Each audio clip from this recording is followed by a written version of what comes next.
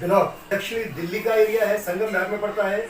और यहाँ पर क्राइम कंट्रोल रिफॉर्म ऑर्गेनाइजेशन संस्था के राष्ट्रीय अध्यक्ष हमारे साथ मौजूद हैं। तो चलिए हम उनसे कुछ चर्चा करते हैं उनकी संस्था के बारे में, उनके कामों के बारे में। सर, आपका स्वागत है। धन्यवाद। मैं आपका बहुत बहुत शुक्रगुजार हूँ कि आपने हमारे पास आने का कष्ट किया और हमारी बातें जनता को पहुँचाने का काम किया। बहुत बहुत शुक्रिया आपका। नहीं, सबसे पहले मैं ये भी जानना चाहता हूँ, मैं तो जानता हूँ कि आपका नाम क्या है, लेकिन जनता भी जान ले, क्योंकि आप अपना शुभ नाम बताइएगा। क्राइम कंट्रोल रिफॉर्म ऑर्गेनाइजेशन का नेशनल प्रेसिडेंट इस्माइल खान, संगम बिहार से, जो हमारी crime control reform organisation all India में काम करती है। हमारे मेंबर पूरे ऑल ओवर इंडिया में हैं, एक्टिव हैं, समाज सेवक हैं, या हर प्रदेश में हमारे मेंबर हैं। नहीं, हर प्रदेश में है, लेकिन खास तौर पे किन किन राज्यों में आपकी जो सक्रियता ज़्यादा है? हमारी सबसे ज़्यादा सक्रियता यूपी में है, मध्य प्रदेश में है, गुजरात में है, आंध्र प्रदेश में है, केरला में है। लेकिन सबसे ज़्यादा जो टॉप पे काम कर रहे हैं, हमारी यूपी टीम ज़्यादा काम कर रही है। पश्चिमी यूपी में बहुत अच्छा काम चल रहा है और हम सारा काम पुलिस से मिल करके क्राइम खत्म करने के, अपराधों को नियंत्रण करने की हम काम करते हैं। नहीं, जो कलियर शरीफ का एरिया है वहाँ भी सुना है कि आपकी संस्था के काफ़ी जो है लोग सेवा कर रहे हैं, अच्छी सेवाएं दे रहे हैं वो। हाँ, जो कलियर शरीफ में जो मज़ार है साबिर साहब का, जी, वहाँ जितने भी पीर हैं और उनके सब मुरीद हैं और उनके जो कार्यकर्ता हैं वहाँ सब काम करते हैं, वो सब हमारे क्राइम कंट्रोल के मेंबर हैं। और वहाँ हमारी ब्रांच भी है कलियर शरीफ में। वहाँ के लोग सारे मिलकर, जिस दिन से लॉकडाउन शुरू हुआ ये इसमें कोरोना काल में, उसी दिन से उन्होंने खाना शुरू किया बांटना। आज तक भी कलियर शरीफ दरगाह पर खाना बांटा जा रहा है। जो भी ज़रूरतमंद है, खाना, कपड़ा, जूते, चप्पल, जितना भी सहयोग वो कर सकते हैं, बहुत अच्छा काम कर रहे हैं। और हमारी शाहजहांपुर की टीम भी इसी तरीके से बहुत अच्छा काम कर रही है। वहाँ हमारे पश्चिमी यूपी के प्रदेश अध्यक्ष हैं शाहिद अली साहब, वो बहुत अच्छा काम कर रहे हैं। उनकी टीम बहुत अच्छी है, बहुत ही अच्छे तरीके से काम कर रहे हैं वो लोग। नहीं, काम कर रहे हैं। और दूसरी बात ये है, आपने ये संस्था इससे पहले भी आपने काफ़ी संस्था चलाई हैं, लेकिन ये दोबारा संस्था शुरू करने का और ऐसे एक्टिव होकर काम कर रहे हैं, उनमें क्या कारण रहा कि उनको आपने रोककर इस पर काम किया है? मैंने पहले भी आपको बताया कि मेरा जो दिमाग था, समाज सेवा के साथ साथ अपराध रोकना था। क्योंकि हर जगह आजकल अपराध बहुत हो रहे हैं और पुलिस वाला अगर कहीं पुलिस दिखती है तो चौराहे पर दारू पी कर लड़के बैठे हैं, या कहीं भी कोई किसी के साथ अन्याय हो रहा है, लेकिन वो उसको देख के पुलिस को भाग जाते हैं, लेकिन उन्हें कोई सहायता नहीं मिल पाती है।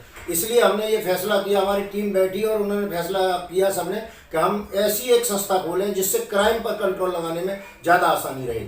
और क्राइम कंट्रोल रिफॉर्म ऑर्गेनाइजेशन जब से खुली है तब से हम बहुत अच्छा काम कर रहे हैं और बहुत अच्छे उसके रिजल्ट आ रहे हैं। अच्छा, इसीलिए आपने ये इस नाम की शुरुआत क्राइम कंट्रोल के माध्यम से की। जी। दूसरी बात ये भी है कि जो यहाँ आपका मुख्य कार्यालय है, यहाँ पर हम बैठे हुए इस टाइम मौजूद हैं आपके साथ, तो यहाँ पर कितने लोग यहाँ काम कर रहे हैं आपके साथ? हमारी ऑफिस में 5-6 वर्कर काम करते हैं। पूरे दिन लड़कियाँ रहती हैं यहाँ। हमारा जो ऑल इंडिया का कस्टमर केयर है और उसका नंबर है 8888883968। ये पूरी इंडिया का कस्टमर केयर नंबर है, जो 10 बजे से 5 बजे तक आप किसी भी तरह की जानकारी यहाँ से ले सकते हैं। चाहे मेंबर बनना हो, चाहे ब्रांच खोलनी हो, चाहे कोई और अपराध का काम हो, इस पर आप अपनी कंप्लेंट दर्ज करा सकते हैं। 5 बजे के बाद में ये ऑटोमेटिकली व्हाट्सएप में ट्रांसफ़र हो जाता है और आप उसमें मैसेज डाल सकते हैं। कभी टाइम मिलता है तो हम रात में भी अगर कोई कॉल आते हैं तो हम खुद कॉल उठाते हैं। वो नंबर हमारे पास आता है और हम कॉल उठाते हैं और उनकी पूरी सहायता करने की कोशिश करते हैं। पूरी सहायता करते हैं लोगों की और ज़रूरतमंदों की मदद करते हैं। एक लंबे अरसे से करीब 15-20 साल से आप समाज सेवा कर रहे हैं, तो क्या इससे आप थके नहीं? मतलब कैसा महसूस कर रहे हैं, क्या हो रहा है? देखिए, जब भी हम कोई भी समाज सेवा करते हैं और आप जैसे लोग जो हमें दिखाते हैं उस पर, और चारों तरफ से जो व्यू आते हैं हमारे ऑल ओवर इंडिया से, बड़े बड़े लोगों का हमें धन्यवाद मिलता है कि आप बहुत अच्छा काम कर रहे हो, तो हमारा उत्साह और बढ़ता है। मेरी एज जो है इस वक्त 60 साल की होने को जा रही है, लेकिन मैं चाहे किसी भी तरीके से कमज़ोर पड़ता हूँ, जब समाज सेवा का नाम आता है तो मैं 25 साल के युवा जैसा मेरे अंदर जोश आता है और मैं जी जी जी, पूरे तरीके से काम करते हैं। मैं यही कहना चाहता था कि आपकी 60 साल के लगभग उम्र होने वाली है, लेकिन जब जो कार्य कर रहे हैं आप एकदम यंग, जो 25-30 साल के युवा होते हैं उनसे भी बढ़कर काम कर रहे हैं, तो ये मतलब क्या है? क्या कोई आप खास खाने पीने की चीज़ों पर ध्यान देते हैं, कैसे क्या है? देखिए, जिस तरीके से समाज में परेशानी आती है, जैसे कि सबसे बड़ी त्रासदी जिसको कहेंगे इंडिया में, मुझे 60 साल की उम्र में मैंने कभी ऐसा नहीं देखा जो कि इंडिया एकदम जाम, इंडिया का पूरा वर्ल्ड जाम हो गया। इस कोरोना काल में जब हम बैठे, उनकी हालत देखी कि रोडों पे लोग जा रहे हैं, मर रहे हैं, उनके पैरों में छाले पड़ रहे हैं, लेकिन सरकार कोई इंतजाम नहीं कर पा रही क्योंकि ये अचानक बहुत कुछ तगड़ा काम हो गया। तो हमारी टीम बैठी और हमने फैसला किया कि हमने पूरा अपने टीम को बिठा करके, हमारे लड़के भी हैं, मैं भी, सब हम जितना भी हमसे हो सकता था अपने हमने घर के खर्चे तक में कटौती की, लेकिन हमने सोचा कि जो ज़रूरतमंद हैं उन्हें सबसे पहले उनके एरिया में पहुंचाने की, और उससे भी पहले खाने की प्रॉब्लम आ रही है। तो हमने सलाह करके 35-35 किलो की किटें जो नॉर्मल एक परिवार के लिए 1 महीने के लिए होती हैं, वो हमने कई बार बांटी, 4-5 बार वो बांटी। जब हमने देखा कि पब्लिक ज़्यादा परेशान है तो 30-30 किलो की किट की, फिर और देखा कि और अभी लाइन लग रही है और बहुत लोग परेशान हैं। और इसमें कोई गरीब आदमी ही परेशान नहीं हुआ, इसमें ऐसे पैसे वाले भी परेशान हुए जिसका के पैसा है उनके पास, लेकिन अगर घर से सामान लेने के लिए निकलते पुलिस मारती है।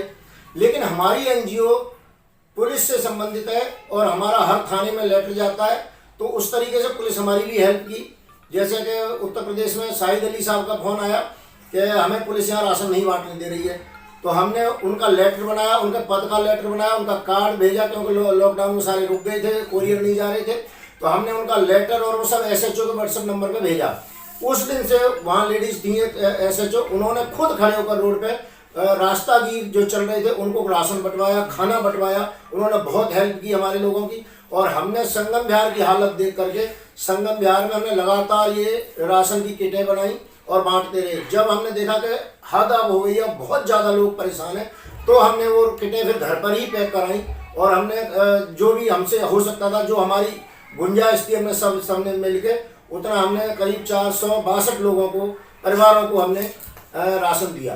जी, बहुत बहुत शुक्रिया, आपने जो ऐसा कार्य किया है और ऐसे समय में किया है, ऐसे काल में किया है जहाँ के लोगों के पास पैसा था लेकिन खाने के लिए चीज़ें मुहैया नहीं थी, जो ज़रूरी रोजी खाने की रोज़मर्रा की चीज़ें होती हैं, वहाँ आपने पहुँचाई। और इस तरह से आपने SHO को या वहाँ के SP को, जिसको भी लेटर लिखकर ये बताया कि हमारी संस्था से जुड़ चुके हैं, इनको समाज सेवा करने दीजिए। तो ये बहुत बहादुरी का काम है, आपने अपने एरिया में मदद की और जहाँ जहाँ आपकी संस्था के कार्यकर्ता हैं उन सबने मदद की। तो आपका लक्ष्य क्या है संस्था का? देखिए, क्राइम कंट्रोल रिफॉर्म ऑर्गेनाइजेशन का खोलने का हमारा केवल एक ही मकसद है, अपराध को नियंत्रण करना, और जो अपराध में पुलिस की हेल्प हो सकती है उससे साथ मिल करके अपराध को ख़त्म कराना पूरे भारतवर्ष से। हमारा जो ऑफिस पर काम होता है असली, जैसे सपोज करो कि किसी लड़की को किसी ने छेड़ दिया जी, और वो शर्म से बेचारी वो थाने नहीं जा सकती, पुलिस वाले को नहीं जा सकती, उनके घर वाले शर्म से ये कहते हैं कि भाई हमारी बदनामी होगी, और हम पुलिस से मिलते हैं और इन सब लोगों को हम सजा दिलाने का पूरा काम करते हैं।